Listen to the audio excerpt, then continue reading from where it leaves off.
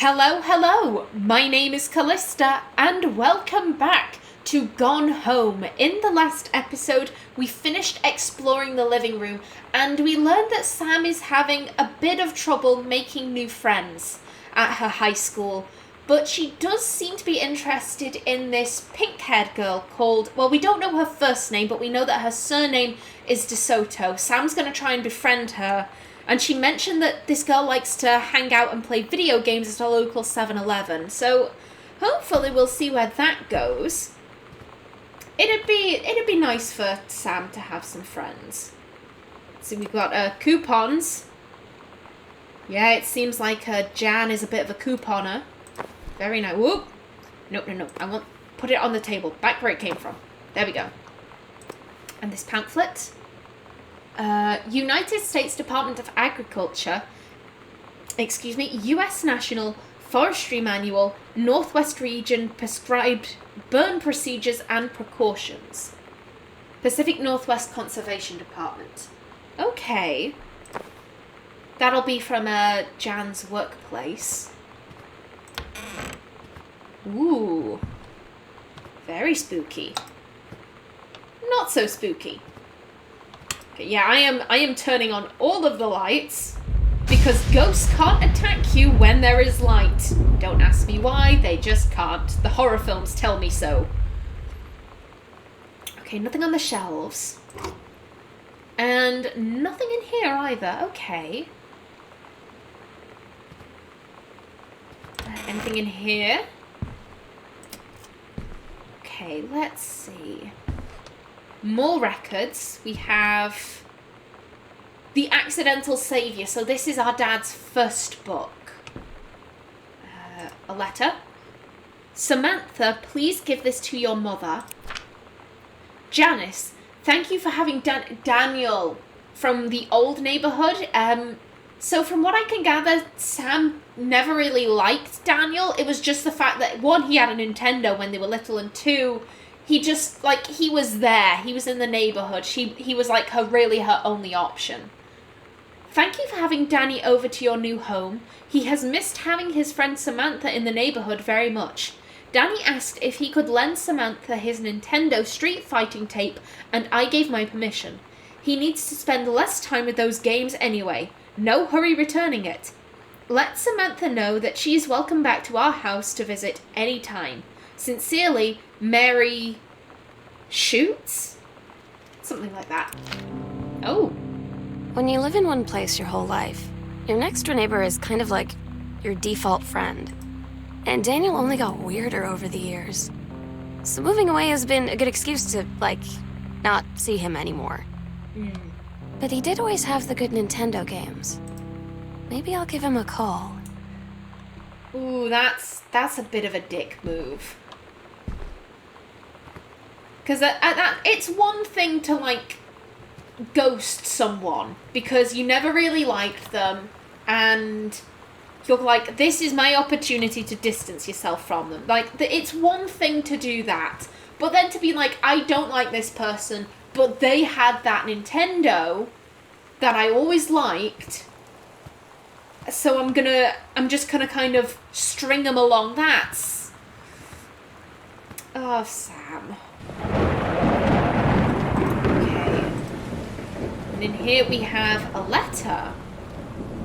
And a shot glass on the floor. Let's put that up there. Okay, this is... Yep, the second book. That's The Accidental Pariah, I believe. Yes. From the desk of Donald Phipps, publisher, Mercury Books, Inc. March 8th, 1976. Dear Mr. Greenbrier, I write to inform you that, unfortunately, Mercury Books will be unable to publish your follow-up to The Accidental Pariah. Despite the low sales of The Accidental Savior, we went ahead with publication of the second book in the hopes of the John Russell series catching on. However, sales of the second book have in fact been lower than those of the first, and so our stewardship of the series must end here.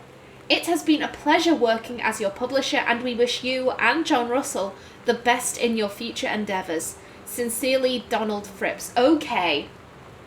So there is a third book. Yeah, this is...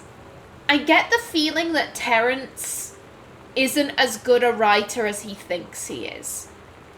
So he gets the first one published, he gets the second one published, but then they're like, yeah, no, this isn't working, we can't do this. So he kind of reaches out to his friend Mike. Mike offers him a job at the magazine, writing these reviews. And then he kind of turns those reviews into like these, as, what was it Dave said? Ruminations on your childhood. So yeah,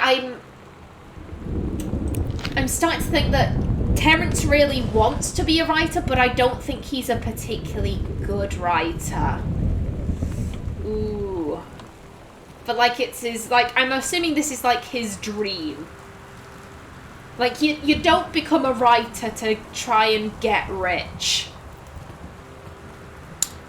Okay, what do we have here? We have world history. Nice.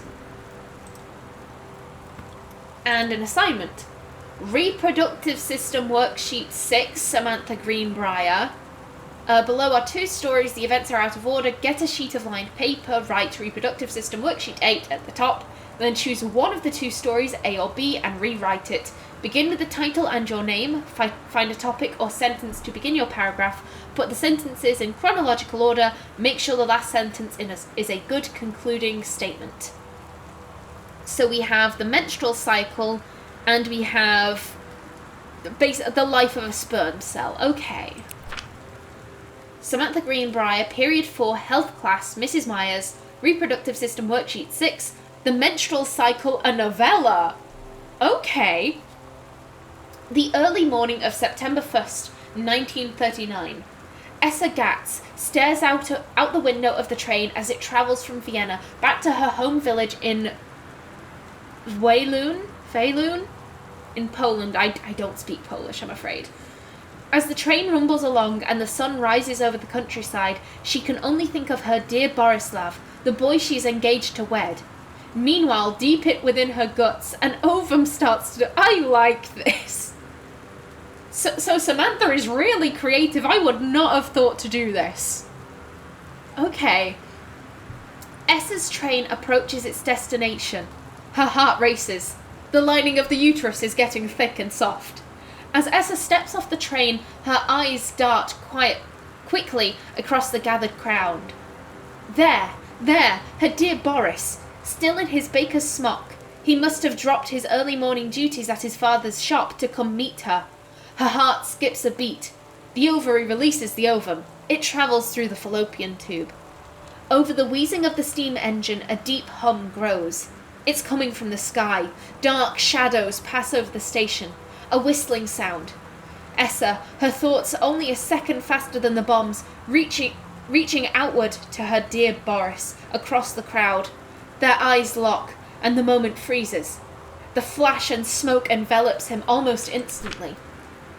In the assault by German forces, almost 75% of the people in her hometown are killed.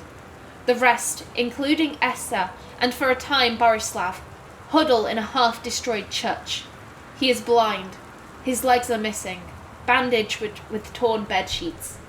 Essa's egg will not be meeting a sperm. It dissolves. About 2 weeks later, Boris loses his grip on life. Essa has given up her rations to keep Boris alive, but in the end, nothing can save him. Since the lining of the uterus is not needed for a pregnancy, it comes out through the vagina. Essa vows to survive. She sets off to join the Polish resistance as a daring spy and saboteur. Another ovum starts to develop in one of the ovaries, and the process begins again. It is incredible how the female body knows how to prepare for pregnancy. See me. The teacher was not impressed. I am, but, that deserved an A. Because she got it all in the right order.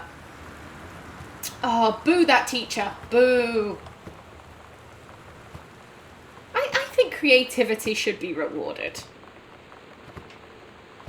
Well then. And round this corner we have a door. Okay.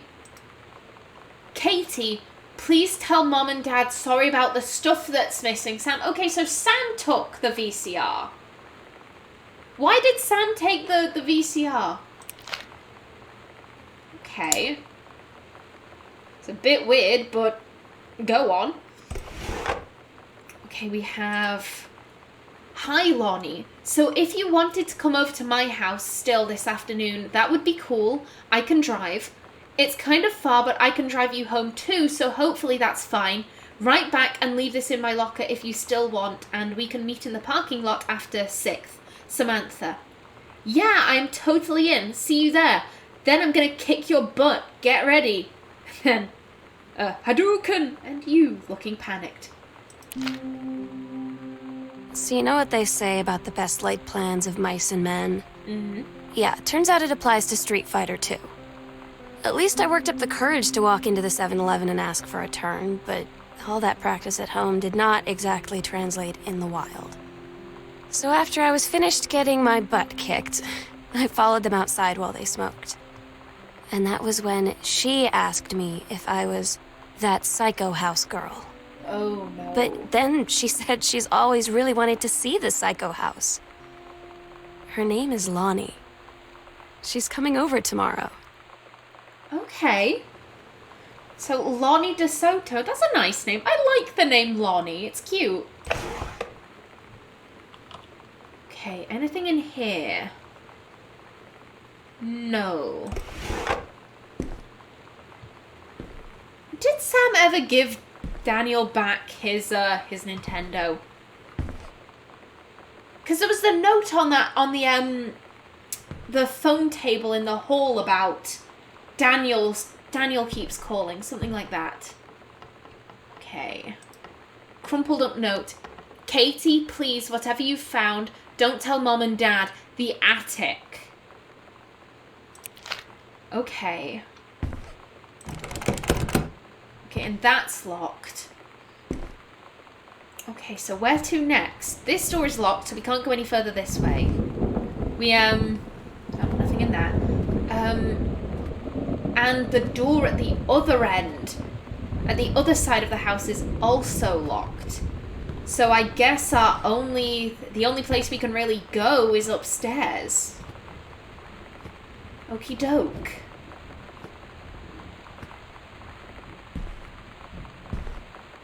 So yeah, here's that note. Does it mention anything? No, this is Daniel just asking to come and see the new house. Okay. Yes, all the doors are open. No one's knocking about after us. Okay, so what do we have up here? We've heard a lot about Sam and Terrence. We haven't heard much about our mum, though. And I can't tell if it's, just because we just haven't found stuff or because she's really boring. Okay, we have this. Newspaper clipping. Controlled burn scheduled for Boone County. Boone County. Plumes of smoke will rise above the northeastern region of Boone County over the better part of next week, as part of a Forestry Service-run controlled burn of overgrown sections of the Flintlock National Forest. Forestry crews have been preparing the area for months. The burn operation will take place between 8 a.m. and 5 p.m. on Monday, Tuesday, Wednesday, and possibly into Thursday depending on speed of progress, according to the Forestry Service. In addition to removing dead and overgrown vegetation that can lead to wildfires in drier months, the operation will serve as a valuable training tool for the forestry and firefighting personnel involved, said senior conservationist Janice Greenbrier. Smoke will likely linger in the area through the following weekend. Okay. So we've got a controlled burn going on. Huh. That's a nice painting. That's cute. Ooh, this looks creepy as hell. Okay. So here we have a personal calendar. So, oh, flippin' heck. Monday, couples... I'm hoping that says bowling and not brawling, although couples brawling would be pretty fun. Wednesday, cooking class, take apron. Friday, ballroom dancing. And ballroom dancing has been cancelled. Monday, couples bowling. That's been cancelled. Wednesday, cooking class. Friday, ballroom dancing again. Monday, couples bowling, cancelled. Wednesday, cooking class. Friday, ballroom dancing, cancelled. Wednesday, cooking class. Friday, ballroom dancing, that's been cancelled. Cook the big meal for Terry and Sam. Okay. So, all the things you need partners for are being cancelled. The couples bowling was the first. And obviously with the ballroom dancing, that's... Oh, bowling, couples bowling, that's like a date night. But ballroom dancing, you need a partner. So, Trouble in Paradise, all of the couples things keeps getting cancelled. Okay, that's just a code. Ooh. Open it. There we go. We have a form. Notice of temporary personnel transfer. Bruce Pendleton, Head of Personnel, State Forestry Service. To aid in the upcoming prescribed burn operation, a ranger with expertise in the procedure is being transferred to the station at Flintlock National Forest, effective 2nd of the 9th, 1994. Please see attached personnel file. The overseeing officer at Flintlock Forestry Station, Senior Conservationist Janice Greenbrier, is charged with the supervision of transferred personnel.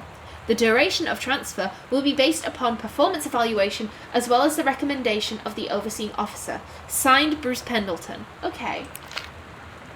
Anything else in here? Doesn't seem like it. Okay. Over here again, more books. Ooh, cassette tape. We have oh crap. It's weird hanging out with girls. Daniel was around ever since I was little, and other girls? I don't know. But being around Lonnie is like instantly just right. I gave her the grand Psycho House tour and took my revenge on Super Nintendo. And it was like, I don't know, I finally found someone I feel normal around. I drove her home and she gave me this tape and said, "You have got to listen to this." I haven't stopped playing it since. Oh, she made you a mixtape. Sam, you are in there, girl. You are in there. Okay, so and it says, for Sam, you're gonna like this one. And then we have all of the songs. And it's Bratmobile and Potty Mouth. Okay. Ooh. So our, I think someone has a crush on our little sister. Ooh, a sternly worded letter. Okay, let's see. Daniel called. Daniel called again. He wants his Nintendo game back. Okay, yeah. Sam, stop leaving every damn light on in the house. You're as bad as your sister. Well, this house it looks haunted as shit. I demand the right to leave lights on. To whom it may concern, I, Samantha Greenbrier, am 17 years old and am therefore an independent, fully functional human being. The fact that you still forbid me from going into the city on my own is, frankly, absurd. Compare with Katie, who is only three years older than me. Okay, so we're 20. Okay, years older than me, and yet you allowed her to go all the way across an ocean to another continent on her own. I just want to spend an evening in a normal, totally safe city on my own like a human being. And since you may also remember that I have my own car now, you can't really stop me. Warmest regards, your daughter Samantha. Okay. So Samantha wants to go out. She wants her own independence. Jan and Terry are like, hell no. And I'm guessing that they're kind of... I get the feeling... Because, like, we've seen a load of, like, our trophies, but we haven't really seen anything of Sam's knocking about. All of the things that Sam's done have been, like, in folders and in closets. So I get the feeling that, like, Katie's like the golden child. Her parents are really like, oh, look at all the stuff Katie's doing. But with Sam, they're kind of like, they're a bit ashamed, I think. Maybe not ashamed, but I think they're kind of assuming that Katie was like quite an easy teenager. Her parents are kind of taking this, you know, desire for freedom or just more responsibility. They're kind of taking it in a very negative way, I feel. They're trying to keep her from going out, but she has a car. Caution, radiation area, keep out. Again, this looks scary as all hell. There we go. I'll keep that door open. Again. Who took the VCR? Well, Sam mentioned that there was a load of stuff missing. What is she doing? Okay, we 3-ring binder. We can't really look into those. Just clothes. Again, just clothes. And another cassette tape. How I think it was the last episode I mentioned this. I'm pretty sure all of the music in this game is copyrighted, so I'm gonna leave the cassettes. Okay, we have Adventurous the Cat Returns. Okay. And we have Chun-Li moves Fireball, hold those buttons and punch. Lightning kick, kick, kick, kick, kick, kick. Helicopter kick, you hold up and down and kick. Stomp is you hold down. High kick, middle kick while jumping. Okay. And oh, we've got those magic eye puzzles. I can't do these at all. Okay, is it like if you want to focus your eyes? Like I'm squinting. Unfortunately I can't, I'd say like cross your eyes, but I can't do that. Unfortunately, no. Yeah, I have no idea what the hell that is. And I doubt... Yeah, no, I can't get that one either. It just isn't my forte. Huh. Cute sticker. And here we have more games. Nope, whoops. Crap, wrong button. Super Starfire. And Journey of Crystal. Ooh, I'd play that one. That one looks cool. Okay. Let's see. So there is this closet, but we've got all of this room. And a note. Hi Lonnie, I wrote this in first period and left it in your locker on the way to second. It's what all the cool kids are doing, I've decided. Write me back. Also, here's an idea for something to draw. 2 cats on a motorcycle. Hey, this is a good idea. What all the cool kids are actually doing is sending each other pages on their beepers. But we're cooler than them because guess what? They can't put this on a beeper, and it's, yeah, 2 cats riding a motorcycle. And then Sam's running the cacti and the aliens. Cute. Your drawing of cats was so good that I added a background to make it even better. Maybe I should just stick to writing, though. I like it. How did you know they were about to be abducted by aliens? I'm looking at Mr. Fish right now. I feel like he would probably have lots of cats. Also, like, his secret shame is that he watches 90210 religiously. I'll ask him about it after class. He said he doesn't have cats, and also that he's never watched 90210, but I could see in his eyes that he was lying. Okay. Ooh, this way. Let's check out the closet first. Okay, we have another board game. Got your number. Are you going to the dance with anyone? Who's got a crush on you? 3 to 5 players, 9+. Yeah, I remember these types of games. So dreamy. Get your friends together. It's time to find out who has a big crush. Is it Matt from science class or Daryl from track? You'll never know unless you've got his number. Do you like sports? Would you introduce me to your friend? Are you busy Friday? Yeah, I get the feeling that Sam isn't really going to be interested in either Matt or Daryl. The King's Labyrinth, Chapter 2, Fraying Threads. Oh, it's a continuation of Captain Allegra. So Sam's got, in the living room, she had a story from when she was in 2nd grade about Captain Allegra, the first mate, and Captain Black. Captain Allegra is trying to find the paradise at the edge of the world, I believe. So this is like a continuation. She's still writing about Captain Allegra. That's cute. Captain Allegra, still in her flowing skirt and sturdy jerkin, descended the single shining thread into the lower cavern of the labyrinth. She and the first mate, on their own now, grew closer to their goal, the throne room of the dead immortal king of the island. The first mate slid down the line onto the stone floor. She swept chalky bone dust from the front of her canvas trousers and looked up at Allegra. The silken thread, nigh unbreakable thanks to the enchanted moths that inhabited the island, trailed behind them, leading their way back to the entrance. From further into the labyrinth, a moaning began to echo. The moaning grew louder and clearer.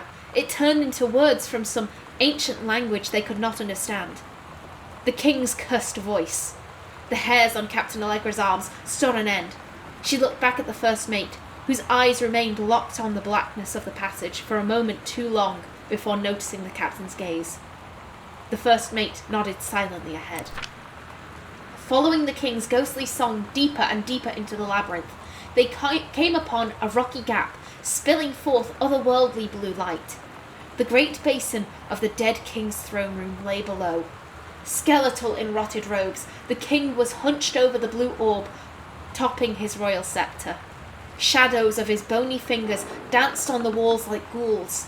As he sang, wailing souls flowed in one by one through the cracks in the cave walls, pulled into the orb, causing it to glow brighter and brighter. Behind the king, a long staircase, hewn from rock, led down into the chamber from a passage at the top. Allegra said, "We have the advantage in numbers. I will draw his attention, and then you—" But the first mate interrupted. "No, I am smaller and quicker, and you know of dealing with mystic energies like these. I will circle to the other side, get the king's attention, and lead him on a merry chase." She held up the silk line, all traced by this invincible thread, of course. Allegra said, "It is a good plan, but perhaps we should go together." The first mate shook her head. "You know this is our best chance. Don't be afraid for me." They grasped hands and exchanged 3 tight squeezes, their palms growing warm. The first mate tied the shining thread to the belt of her trousers, gave a quick salute and a wink, and dashed off. Allegra waited, staring vigilantly across at the top of the stairs where the first mate was to appear. The king continued his... Wait. No, the singing stopped. The king turned and began walking up the stairs. Allegra wanted to call out, to do anything to stop the first mate from running head first into danger. She tried tugging on the line to signal her. No use. The king was nearly at the top of the stairs when the first mate burst through the passageway. She skidded to a stop. Even from across the yawning basin, Allegra could see the first mate's eyes grow wide. She turned and ran. Summoning his undead power, the king left the ground, levitating, gliding behind her with distressing speed. From some dank passage much too far away, Allegra heard the first mate scream. She was already running towards the sound. The line in Allegra's hand went taut, then shuddered. It fell slack to the stone floor. As Allegra ran, she was gathering the line, twisting it around her arm. She came to its end. The unbreakable thread dangled limply, its end shredded and frayed in her hand. She tossed it to the ground and ran. I like this. I like that an awful lot. Also, something of note, I'm pretty sure the first mate was male in the story where she was in grade 2, but now the first mate is female. Yeah. Who is this? Oh, no. The collar. Mitten. Oh, we had a cat at some point. Let's put that back. Mitten deserves better than be tossed into a box. Okay. This is cute. And I'll put this over here. What did she say? Man, Sam had this in like 4th grade. Oh, okay. Yeah, I've noticed the there was a Bible like out and about No. You belong in the box. Go in the box. That's where you lived. So I noticed that there was a Bible in the foyer on a bookshelf, just like out and about. Personally, I don't know any families that would have holy texts just out on bookshelves. Normally, like, to be fair, I don't know anyone who's like really super religious. Like, even my dad, who's like very, very Catholic, he keeps his Bible like in a shelf, not in a shelf, in a drawer somewhere. So I kind of feel like if they have a Bible, maybe that's common in American families, I'm not sure, but I feel like this family is probably very religious, and I think the fact that Sam is keeping her Bible in a box in her closet underneath a folder, I think that's quite telling. So we have another combination. Okay, and what does this say? What a party. I haven't had that much to drink, Jodie Foster. How many fingers am I holding up? You'd better not have been reading my secret diary again. Here you go, Mitten. Have some pate. Meow. Gross. Okay. Aw, Mitten's cute. Mitten is a cute cat. Okay, let's see. Grab Steggy? Stelly? Steggy! Okay, it's a little Stegosaurus thing. Oh, that's cute. Yeah, it's Steggy. I like that we examined the thing, saw it was called Steggy, and now we know it's Steggy. Oh, that's cute. Okay, what do we have around here? We have I want to believe. Okay, I did see something under her bed. A slip. Name Samantha Greenbrier, Year 11, Teacher Fletcher, Period 5, Subject Shop 1. Assignment Metalwork Engraving, Grade C-. Notes. Not a challenging assignment. Metal plaque for family portrait. Reasonable subject but not complex. When I said that Mom and Dad should be replaced with parents' names, I did not mean just add them underneath. Acceptable leveling on the edges. Show more pride in work. Oh! This is the portrait downstairs. It had Sam, Katie, and then Jan with Mom underneath, and Terry with Dad underneath. Okay. That's cool. So they are kind of exhibiting, like, Samantha's work, but they're not... Like I said, with the trophies, it had Katie's name on it. Like, you would never have known that Sam had made that plaque. The Brother 150, of course, it's a Phaedrus, Newfern, 1965. So this is an advert for a motorbike. This is the one me and my dad are building. Want to go for a ride when it's done? Okay. I think that was Lonnie's handwriting. I think. Have, what is this, a magazine? Groove, Kurt Cobain. Oh. Okay, yeah, nothing in there. We have, where does this door lead? Oh, it leads out into a hallway, okay. We have a crumpled up note in the bin. A Goodfellow High School disciplinary referral. Yolanda DeSoto. Okay, Lonnie is short for Yolanda. Time 9:20 a.m. Teacher Mr. Benchley. What a name. Room hall. Okay. Factual description of incident. Mr. Benchley observed Miss DeSoto wearing a t-shirt with an unacceptable image on the front. A large beer can labelled Pabst Blue Ribbon. Miss DeSoto was sent to the guidance counselor office. Action taken by faculty. Miss DeSoto was given the option to turn her shirt inside out, change into a shirt from her gym locker, or be suspended for the rest of the day. Miss DeSoto chose suspension. Her father was called, but there was no answer and no answering machine. Miss DeSoto must return this form tomorrow, signed by her father. That's the administrator's signature, Lonnie's signature, but no parent signature. She came to Sam's house and just scrunched up the letter. Okay. Again, I've said this before, the picture that we have of Lonnie, she's in that military uniform. And she had pink hair, which I said at the time was at odds, and her behaviour, she seems very rebellious. Sam described her as being punkish. Then again, people aren't simple things. You know, someone can be punkish and like the army, but it just seems a little bit odd to me. Malays Pacific Institute of Art exhibition, August 19th to November 30th, 1991. Lovely.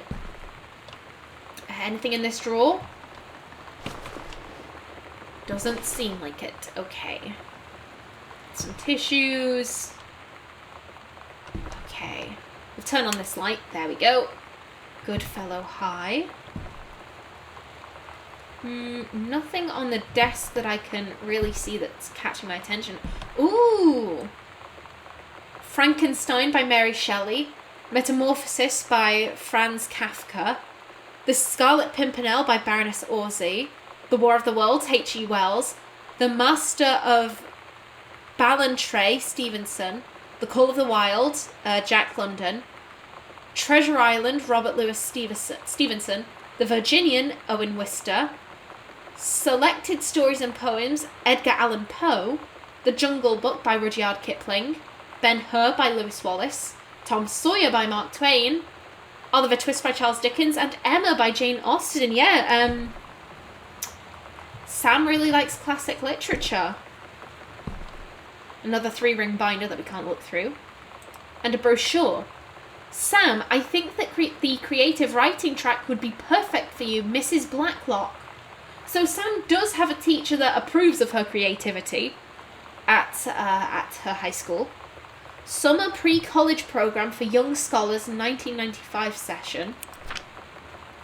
Reed College, one of the nation's most lauded private liberal arts and sciences institutes, is proud to announce its 14th annual summer program for young scholars. The program invites students of grade 10 and 11 to attend lectures, workshops and discussions covering a wide variety of intellectual pursuits. By focusing on small group sessions and close faculty-student interactions, the program encourages young minds to thoroughly explore areas of growth and enrichment as they approach the threshold of higher education. The program is divided into distinct tracks by subject matter, but students are encouraged to select sessions from secondary tracks along with that to which they are admitted. On-campus housing and meals are provided as part of the program's tuition. Scholarships for the summer program are available based upon merit and need, judged by each student's submitted portfolio and financial documentation. The summer program's tracks are anthropology, art and art history, classics, English creative writing, history, humanities, mathematics, philosophy, religion, sociology, and theatre.